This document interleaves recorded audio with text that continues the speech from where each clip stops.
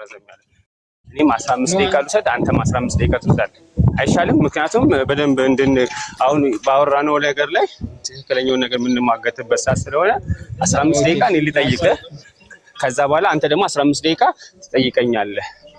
ኦኬ እሺ። ከዛ በኋላ ይሄ ምንድነው በቃ ጥያቄን እኔ በቃ ይሄኛው በቃኝ ካልኩ በቃ መልሶልኛል። ከዚህ በኋላ አልፈልግም ካልኩ ታቆማለህ። እኔም አንተ አልፈልግም ካልከኝ አቆማለሁ እና ጭቅጭቅ እንዳው ማለት ተስማማ? አዎ ተስማማ። እሺ 15 ደቂቃ ማድረግ ትችላላችሁ።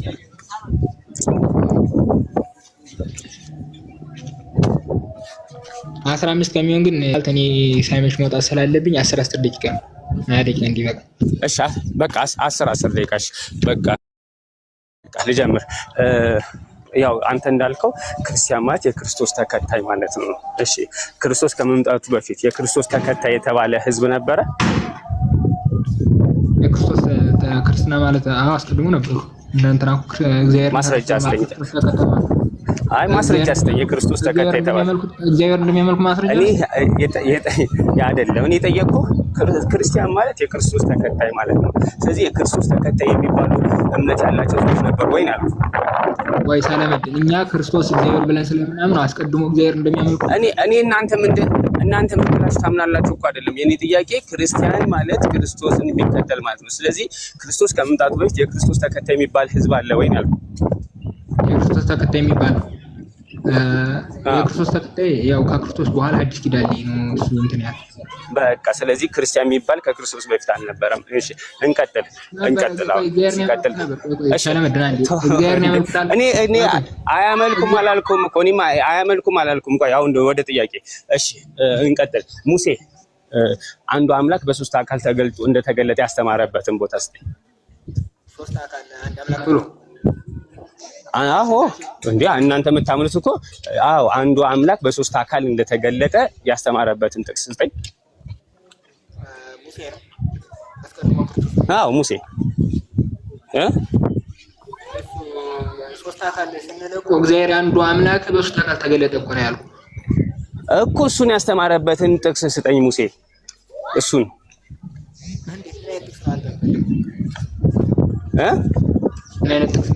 እሺ ዳዊት እሺ ቆይ ልቀጥል። ቆይ ኢያሱ እኔም ጠይቀው በቃ አካላቶች አሉ ስንል በሶስት አካል ተገለጠ ብለን ነው የምናምነው እንጂ አሁን ለምሳሌ በቀጥታ ማቆም። እሺ እኮ እሱን ነው የምጠይቅህ። ሙሴ አንዱ አምላክ ሶስት አካል እንዳለው ያስተማረበትን ቦታ ስጠኝ አልኩ።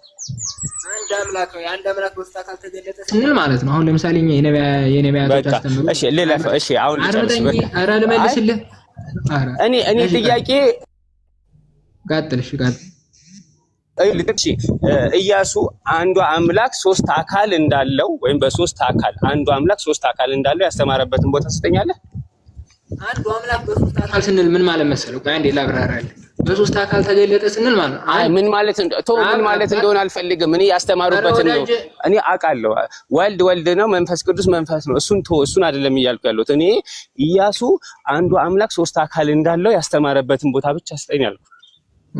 እሺ ሶስተኛ ሌላ ጥያቄ ሶስተኛ ኢየሱስ ክርስቶስ አንዱ አምላክ ሶስት አካል እንዳለው ያስተማረበትን ቦታ ስጠኝ።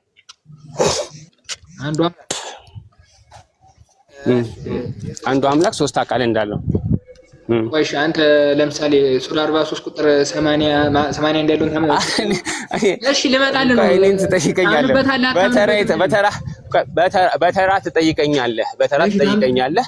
እኔ ነው የምጠይቀው። አሁን አንዱ አምላክ ሶስት አካል እንዳለው ክርስቶስ ያስተማረበትን ቦታ ስጠኝ። ክርስቶስ አንዱ አምላክ በሶስት አካል ነው። አንዱ አምላክ ሶስት አካል እንዳለው ያስተማረበትን ቦታ ወንድማችን። እሺ በቃ አሁን ልቀጥል። የለም ማለት እሺ ልቀጥል። ሙሴ ወልድ የሚባል አምላክ እንዳለ ያስተማረበትን ቦታ ስጠኝ። ወልድ ማለት እኮ ተወለደ ልጅ ሆነ ማለት እንጂ አብና ወልድ የተለያዩ አይደሉም። አረል መልስ የተለያዩ አይደሉም። በአካል ወልድ የሚባል አካል አምላክ እኮ ወልድ የሚባል ስለ ወልድ ስለሚባል አካል የተለያዩ አይደሉም። መልስ የተለያዩ አይደሉም። በአካል አይለያዩ ይለያያሉ ስንል እኮ ማለት በአካል ነው እየጠየቀሉት በስምም ልጅ ሆነ ነው እንጂ አራድምጠኝ። አሁን ለምሳሌ ዮሐንስ ወንጌል ምዕራፍ 10 ቁጥር 30 ላይ እኔና ማን ነን እዚህ ላይ ኧረ እባክህን እኔ እሱን አይደለም እኔ የምጠይቅህን ስማኝ። እኔ ሙሴ ያስተማረው ነው። ሙሴ በስም እግዚአብሔር ወልድ ብሎ ያስተማረበትን በስም ይለያ በአካል በስም በግብር ሶስት ናቸው ብለህ ታስተምራለህ። እኔ በስም ለይቶ ወይም በስም ለይቶ እግዚአብሔር ወልድ ብሎ ያስተማረበትን በስም ለይቶ እሺ የለም። አዎ እሺ የለም። እሺ እንቀጥል። ክርስቶስ መንፈስ ቅዱስ የሚባል አምላክ ከእግዚአብሔር አብ ውጪ መንፈስ ቅዱስን አምላክ ብሎ የጠራበትን ቦታ አስጠኝ። ክርስቶስ የማቴዎስ ወንጌል መንፈስ ቅዱስ እኮ እግዚአብሔር መንፈስ ነው የሚል አለ። ለምሳሌ ያ እግዚአብሔር መንፈስ ነው ማለት አይደለም። እኔ የጠየቀው መንፈስ ቅዱስ የሚባል አምላክ አብን አምላክ እንዳለው መንፈስ ቅዱስን አምላክ ያለበት ቦታ አስጠኝ። ክርስቶስ የማቴዎስ ወንጌል ምዕራፍ 28 ከቁጥር 19 ምን የማቴዎስ ወንጌል ምዕራፍ 28 ከቁጥር 19 በአብ በወልድ በመንፈስ ቅዱስ ሲል ተናግሯል። እኔ መንፈስ ቅዱስ አምላክ እንደሆነ የገለጸበት ለምሳሌ አብን አምላክ እንደሆነ የገለጸበት ብዙ ቦታ ልሰጥ እችላለሁ እኔ ራሴ። እኔ ግን መንፈስ ቅዱስ አምላክ እንደሆነ የጠቀሰበት ቦታ አንድ ቦታ አስጠኝ። አረ ወዳጄ እኛ እኮ ሰው አንዱ አምላክ እግዚአብሔር መንፈስ ነው የሚልስ በቃ ተወሲ። አሁን ሌላ ጥያቄ ልቀጥል። እሺ አንተ ኦርቶዶክስ ነህ። ኩነትን ያስተማረ አንድ ነብይ ስጠኝ። አንድ ነብይ ኩነትን ያስተማረ። አዎ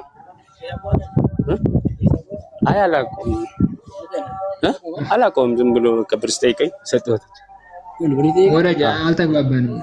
እሺ ቀጥል። እንዴ እምነትን አንተ እኮ የነብያቶች እምነት ቆይ እንዴ ልጨርስ እንጂ ልጨርስ። የነብያቶችን እምነት ይዣለሁ ብለኸኛል። ስለዚህ የነብያቶች እምነት ያንተ እምነት ከሆነ ኩነትን ያስተማረ አንድ ነብይ ስጠኝ አልኩ። ኩነትን? አዎ አረኩት እንግባባለን። እሺ ልቀጥል። እሺ ከክርስቶስ በፊት በአብ በወልድ በመንፈስ ቅዱስ ብሎ ያጠመቀ አንድ ነብይ ስጠኝ። ጥምቀት ነበር አይደል?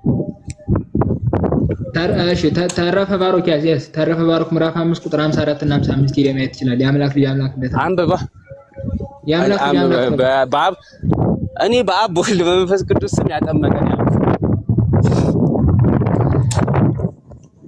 የለህም መልስ። እሺ ሌላ ልጠይቅህ። እሺ እግዚአብሔር በባህሪው ወይም እግዚአብሔር አብ በባህሪው ልጅ እንዳለው ያስተማረ አንድ ነብይ ስጠኝ። በባህሪው ታቆይ እስቲ የአምላክ ልጅ አምላክ ማለት ምን ማለት ነው? የምልስልኝና አልስተ የአምላክ ልጅ አምላክ ማለት ምን ማለት? በባህሪው ልጅ እንዳለው እንዴ እኔንም ትጠይቀኛለህ በተራ የባህሪ ልጅ እንዳለው ያስተማረ ነብይ ስጠኝ ነው። የባህሪ ልጅ እንዳለው ቁጥር አንድ የዮሐንስ ወንጌል አረ ነብይ ነው ያልኩት እና ዮሐንስ ወንጌል የሐዋርያ ነው ነብይ አይደለም። እኔ አሁን ከክርስቶስ በፊት ያለ ነብይ ከክርስቶስ አንተ አምላክ ነው። ስለዚህ ስለ ባህሪ ልጅነት ያስተማረ የለም። ልቀጥል። አዲስ ኪዳን ጻፊ ካለ ስጠኝ። እሺ በቃ ችግር የለውም። በቃ ጠይቀኝ አንተ። እሺ 10 ደቂቃ አድርግለትና ያፌት ለሱ 10 ደቂቃ አድርግለትና በቃ እኔ ጨርሽ። በቃ ጠይቀኝ። እሺ በቃ አንተ በማላችሁ መልገቦት ለምን መሰላችሁ? በቃ በማለት ስለጀመራችሁ ማቋረጥ አልፈለኩም ነበርና እንደዛ ነው ያልገባሁት። ስፔስ አንተ ጠይቃለህ። አሁን እሺ አንተ በዛ ሰላመድ እስቲ ከፊተኞቹ ነቢያት አላህ አይወልድም አይወለድም ብሎ አስተማራለሁ። አንድ ልጀምርልህ ብራዘር ተረጋጋ። ኦኬ እሺ አንድ ሶስት ሰላመድን እስኪ አላህ ልጅ የለውም ለዘላለም አባት አይባልም ብሎ ያስተማረ አንድ ነብይ። በጣም ጥሩ። የነብያቶች መመሪያ አሁን እኔ እኮ የነብያቶች መጽሐፍ እዚህ የለም። ስለዚህ የነብያቶችን አስተምሮ የነገረኝ ቁርአን ነው። ማስረጃ አንተ ኧረ ስጠኝ ያልኩ ሙሴ አስተምሯል። ልሰጥ ይችላል እኮ ልሰጥ ነው እኮ ሱረቱል ኢኽላስ ላይ አላህ ሱብሓነሁ ወተዓላ ለነብያቶች የሚያስተምረውን አስተምሮ ስለነገረን ሱረቱል ኢኽላስ ላይ ቁል ሁወላሁ አሐድ አርምጠኝ እኔ ለም የሊድ ወለም ይውለድ አልወለደም አልተወለደም ወለም የኩን ለሁ ኩፉወን አሐድ ሙሴ አስተምሯል። ሙሴ ለዘላለም አባት አይባልም ብሎ አስተምሯል።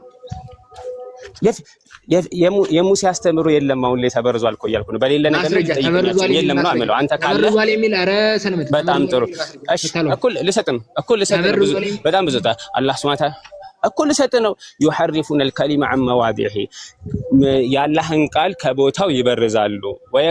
እንደዚህም ደግሞ በእጆቻቸው መጽሐፍን ይጽፉና ይህ ከአላህ ነው ይላሉ እያለ አላህ ሱብሓነሁ ወተዓላ መጽሐፍ እንደበረዙ እሱ ተበርዟል ይላል። ተበርዟል ይላል።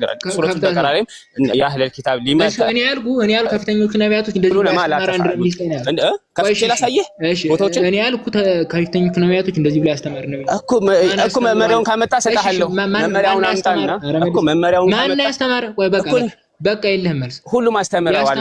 ያስተማረ እኔ ከሙሴ ያመጣል። እኔ ሁሉም አስተምረዋል።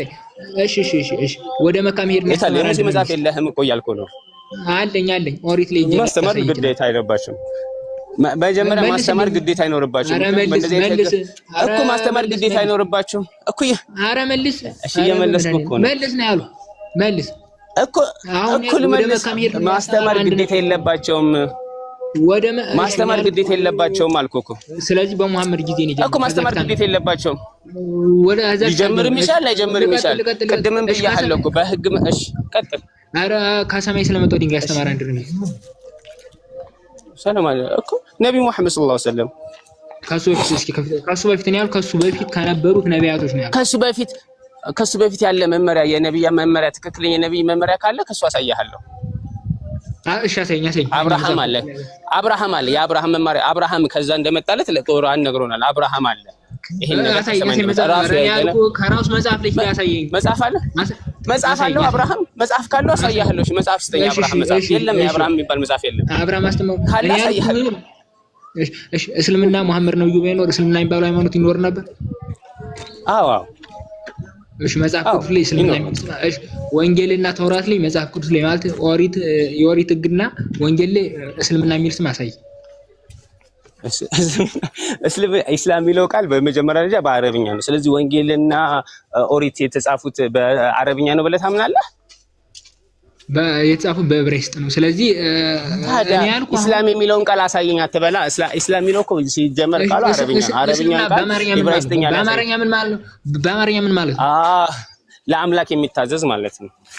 ለአምላክ የሚታዘዝ እሺ፣ እንደሱ የሚል መጽሐፍ። አዎ በጣም እሺ። ለአምላክ የሚታዘዝ ሙሴ ለአምላክ አይታዘዝም? እሺ ቆይ የመጨረሻው ነብዩ መሐመድ ነው። እሺ መጽሐፍ ቅዱስ ላይ ማለት ነው ሐዲስ ኪዳን ላይ እስኪ መሐመድ ነው የሚል ስም እስኪ ያሳይ።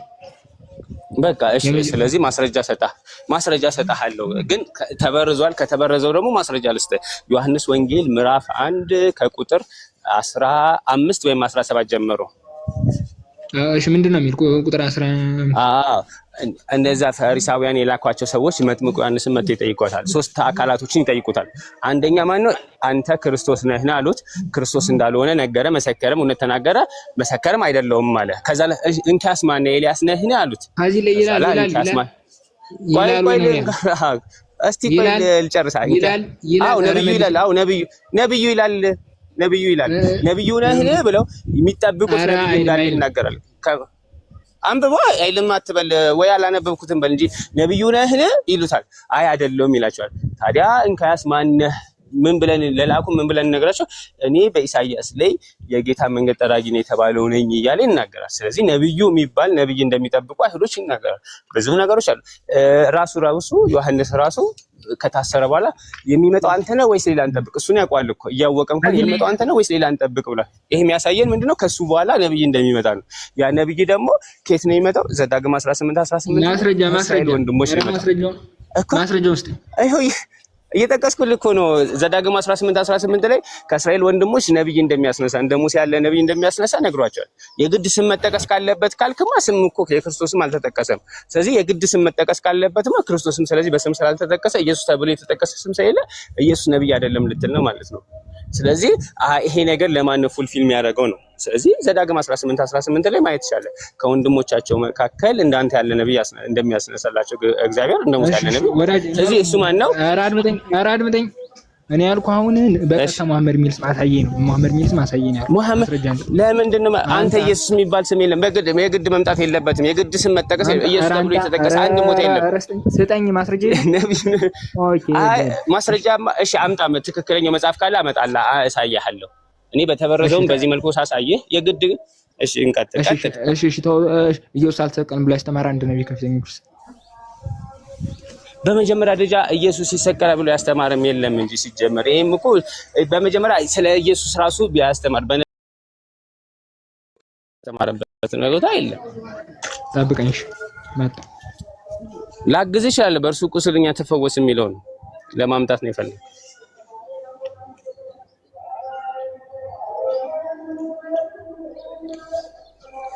ይታቻለ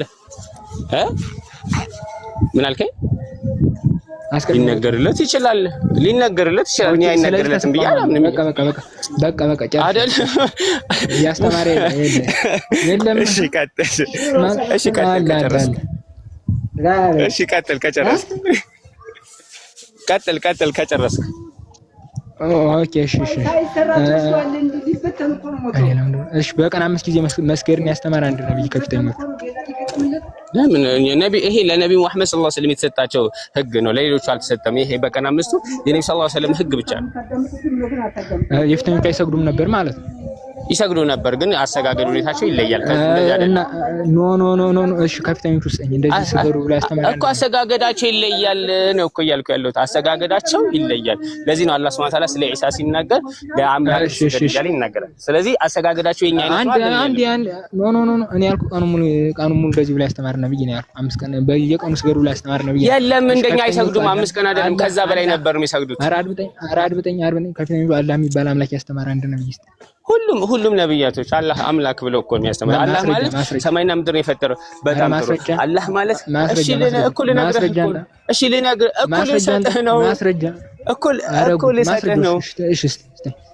እኩል ሰጠህ ነው። በመጀመሪያ ደረጃ ነብያቶች አላህ ሱብሃነሁ ወተዓላ እንደነገር በቋንቋቸው ነው እያስተማሩ ያሉት እንጂ በአረብኛ ቋንቋ አይደለም። እነ ሙሴም እነ እንትና የሚያስተምሩ በአረብኛ ያስተማሩ ከፈለክ እነ ሷድ እነ ሷሊህ እነ ሁድ አሉ። እነ ሷሊህና ሁድ አታውቃቸውም አንተ። የእስራኤል ነብያቶች ደግሞ አረብኛ ቋንቋ እሺ የመጨረሻው ነብዩ መሐመድ ነብዩ ከሆነ እስኪ ከሰማይ ስለመጣው ቀጥል በማል ተቋርጬ ስለገብቶብኝሽ ከፍተኞቹ ከሰማይ ስለመጣው አብርሃም ጭራሽ እሱ ነው በሱ አማካኝነት ነው የመጣው በአብርሃም ማስረጃ መጽሐፍ ባይብል ላይ አሁን አብርሃም ለምሳሌ ለምን ባይብል ላይ ለምንድን ነው እኔ ማስረጃ እኮ ባይብል አይደለም እኔ ሙስሊም ነኝ። ማስረጃ የምትጠይቀኝ እኮ ቁርአን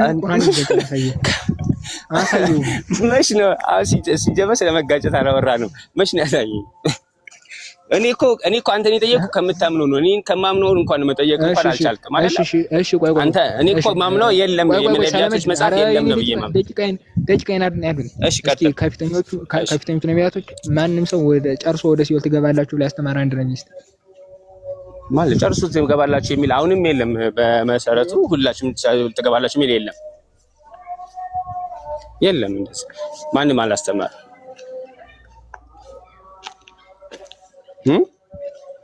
ሚዩት ነህ። ሱረቱን ማርያም ቁጥር እና እሱ ታዲያ ሲኦል ትገባላችሁ ካይል ወይ ሚንኩም ኢላ ዋሪዱሃ የሚለው አይገድም። እዛ ሲራት ነው። ሲራት ማለት አንድም ኧረ አስጨርሰኝ። አንድም ወደ እሷ እንደማይገባ እንደዚህ ብሎ አስተማረ አንድ ከፊተኞች ውስጥ እንደ ሁሉም ስር ይገባል አላለም። ዋሪድ ነው ያለ መውረድ ማለት የለም። በቃ አረጋገጥኩልህ። በቃ ለምሽ ጨረስን። ስለዚህ አሁን ማጠቃለያ ነው መሰለኝ የምንሰጠው። እኔም አንተም ማጠቃለያ እንሰጣለን። እሺ ስንት ደቂቃ ነው ማጠቃለያ? 5 እሺ አይ 3 ደቂቃ ማጠቃለያ ስለሆነ 3 ደቂቃ ከዛ 3 ደቂቃ እናንተና ከዛ ታወራ ውይይት ስለሆነ በማለያው ስለማገቡ ነው ሚኪዬ። እሺ 3 ደቂቃ ያዝልኝና እሺ ያው ታጠቃለው። እኔ በመመሪያዬ መሰረት በማምንበት እምነት መሰረት በእኔ መመሪያ ነብያቶች ሁሉ ሙስሊሞች እንደሆነ እስልምና እምነት ተከታዮች እንደሆነ የሚያስተምሩት መሰረታዊ ያስተምሯቸው አንድ እንደሆነ በህግጋት ግን በሌሎች ህግጋት የሰላት አሰጋገድ የጾም አልጿዟም ምናምን በዚህ መልኩ ሊለያዩ እንደሚችሉና እንደሚለያዩ ተናግሬያለሁ። እስልምና የሚባለው ይዘውት የመጡት የአምላክ መመሪያና በዋናነት አምላክን በብቸኝነት ማምለካቸው ነው። ይህ የእስልምና አስተምሮ ነው። ሁሉም ነብያቶች ጋር ያለ ነው። እኔ በመጀመሪያ መመሪያ ምንድነው አሁን ላይ ቁርአን ያለፉት ነብያቶች መመሪያስ ሰዎች በርዘዋል በትክክለኛው እንትን መልኩ የለም ብዬ ነው ማምነው። ስለዚህ ይሄን ነው ግን ወገናችን አንድም ነብይ ክርስቲያን እንደሆነ ሊያሳየን አልቻለም። እንደዚሁም ደግሞ አንድም ነብይ እሱ የሚያስተምረው መሰረታዊ የሚባለውን የአምላክ አስተምሮን ያስተማረ ነብይ ለማሳየት አልቻለም። ይህ የሚያሳየው ምንድነው? ክርስትና የሚባለውን ነገር በእምነት አልነበረም ማለት ነው፣ በሰዎች የተሰጠ ስያሜ ነው። ቅድም ልክ እሱ የክርስቶስ ተከታዮች የክራይስት ክርስቶስ ማለት መሲሁ የመሲሁ ተከታዮች ክርስቲያን ተባሉ ነው። ይሄ ወደ አንድ ከነብይ አንፃር የሙሴ ተከታዮች ወይም በሙሴ ስም ቢጠሩ እንደማለት ነው እንጂ እምነት አይደለም፣ ከአምላክ የወረደ እምነት አይደለም ማለት ነው። ይህ ምንድነው የሚያሳየው? ለተከታዮች ሰዎች የሰጧቸው ስያሜ ነው። ያ ስያሜ ደግሞ ሰዎች ሰጧቸው በዛው ጸደቀ ነው። ይህ እምነት አይደለም። ስለዚህ መሰረታዊ የሚባለው ጠይቄዋለሁ፣ እሱ ኦርቶዶክስ ነው። ክርስቶስ የሚባል አምላክ እንዳለ የተነበየ ወይም ደግሞ የተናገረ ወይም ወልድ ብሎ ወልደ እግዚአብሔር ብሎ ያስተማረ አንድም ነብይ እንደሌለ ጠቅሷል። መሰረት የአምላክ አስተምሮ እኛ በሐዋርያትና በነብያቶች እምነት ላይ እንትላለ ግን የለም። አንተ ምተው ኩነትን ጠቀስኩልህ። ኩነት ታምናለህ? ዝን ኩነትን ያስተማረ ነብይ የለም። ስለዚህ ይሄ የሚያሳየው ምንድነው? አሁን እናንተ የያዛችሁት እምነት የነብያቶች አስተምሮ አይደለም። ስለዚህ በዋናነት እኔ መሰረታዊ ነገር ነው። አሁን ለምሳሌ ነብያቶች ተብሎ ያስተምራሉ መመሪያ ቁርአን አለኝ በደንብ አድርጌ የምጠቅስ እኔ ከመመሪያ ነው። እኔ ስጠይቅህ ነበረው ከኔ መመሪያ አይደለም ከሌላ መመሪያ አይደለም እየጠቀስኩ ያለ እኔ እየጠቀስኩ አንተ አሁን በመታምንበት የአምላክ ቃል ነው ብለህ በያዝከው መጽሐፍ ነው ስጠይቀኝ ነበር።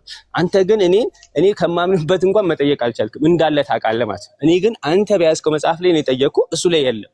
ስለዚህ የኔን ቢያንስ በራሴ መመሪያ ላይ ቆሜ ማውራት ይችላል። አንተ ግን በራስ መመሪያ ላይ የአምላክ ቃል ነው ብለህ በያዝከው መመሪያ ላይ እምነትህን በድፍረት መናገር አትችልም። ይህ የሚያሳየው ምንድነው? እምነትህ አሁን ይቅርታና ሌሎቻችሁ ይቅርታ ወይ ስለሆነ ይገባችሁ እምነትህ የነብያቶች እምነት ሳይሆን ከጊዜ በኋላ የመጣ እምነት እንደሆነ ግልጽ የሆነ ማረጋገጫ ነው። ስለዚህ አሁንም እኔ ማለት ሁላችንም የምጠራችሁ ያው ውይይት ነው። ይሄ የምንወያየው የግድ መሸናነፍ ምናምን አይደለም። ሰዎች ሁሉ እንዲድኑ ነው እውነት ለመናገር ያለው። ስለዚህ ትክክለኛውና የነብያቶች እምነት ወደ ሆነ አንዱ አምላክ በብቸኝነት ወደሚመለክበት ወደ እስልምና ሁላችንም እጠራችኋለሁ። እዚህ የነበራችሁ ተወያዮችን አንተንም አላህ ሂዳያ ይስጥህ። እኔም በተናገርኩት የምጠቀምና እናንተንም የምጠቀም ያርገኝ። አንተንም ደግሞ ቅኑን መንገድ ሌሎቻችንም ቅኑን መንገድ ይምራችሁ። ጨርሻለሁ። ያው የእሱን ሀሳብ ሰምቻለሁ። ምን መሰላችሁ? እሱ ምንም ከቅድሙ እኔ ክርስትና የሚለው አስቀድሞ እንደነበር ከቁርአኑ ላይ አምጥቼለታለሁ። እሱ ግን እስልምና የሚለው ከመጽሐፍ ቅዱስ እንደሌለ አረጋግጦልናል። ወንጌልና ተውራት ከሚለው ደግሞ ማለት ነው ከቁርአን ነው እንጂ ከተውራትና ከወንጌል ሂዶ ያንን እንትን አላሳየንም የሚባልም እንደሌለ ለምሳሌ ሚውት ነው። ምናልባት ሰዓት ያዙለት ወጣ ማን ያስገባል? ፖዝ ሆናል ያፌቶ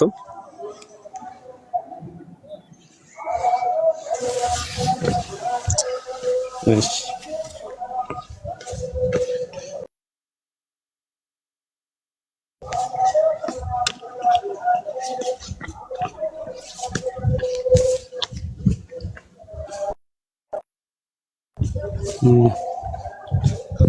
خضر محمد كسر كتاشن بحثاً بحث عفوش محمد ميلون هان حارق أخي خضر شيء أخي ሌላ ትርጉም የሌለው ስም እንዳይሆን በብዬ አይ ቲንክ ልጁ ወጣ።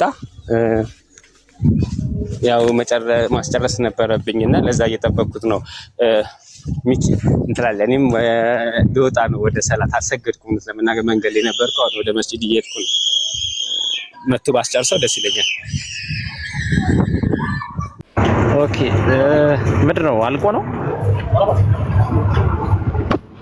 ልጁ ወጣ። አይ ቲንክ ኔትወርክ ያስወጣው ያፌትም ፖዝ ስለሆነ ቢገባ ራሱ ሞዴሬተሮች ማስገባት አይችሉም መሰለኝ። መጣ ያው ራሱ ስለዚህ በቃ እሺ ያፌት ምናልባት ልጁ ካለ አንድ ሁለት የተወሰነ ሰከንድ እንደተናገረ ነው የተቋረጠውና አስገባውና ሰምቼው ልውጣ። አልሰገድኩም ያፌት